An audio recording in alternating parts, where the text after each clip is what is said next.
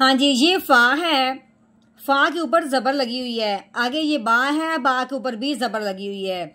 अब बताने का मकसद ये है कि फा को जब हमने पढ़ना है, यानी कि जो भी हरफ हमने पढ़ना होता है उसको पढ़ने से पहले अगले हरफ को देखना होता है कि अगले हरफ के ऊपर इस तरह की शद या इस तरह की जज़म आई है या नहीं। अगर तो इस तरह कोई जज़म या शद आ जाए अगले हरफ पे तो फिर वो हरफ अगले हरफ के साथ मिल जाता है। अब इसलिए बताने का मकसद ये है कि बा के ऊपर ना तो कोई शद है ना जज़म है, इसलिए फा बा के साथ नहीं मिलेगा। ठीक है, फा ज़बर फा। अब बा को पढ़ने से पहले जब आगे देखा है, आगे शीन के ऊपर शद आ गई है, अब हमने क्या करना है, बा को शीन के साथ मिलाना है। मिलाने के लिए हर हरफ को हमने अगले हरफ को जरूर देखना होता है, किसी को ऊपर शद या जज़म तो नहीं। अगर आ गई है तो फिर हमने मिलाना है, अगर नहीं आई तो फिर हमने मिलाना भी नहीं है।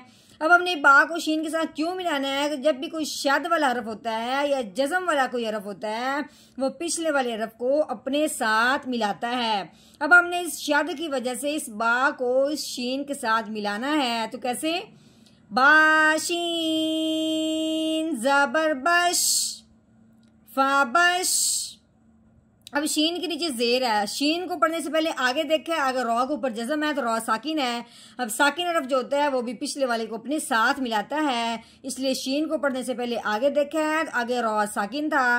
अब हमने शीन को रॉ के साथ मिलाना है। कैसे, शीन रॉ जेर शिर फाबशिर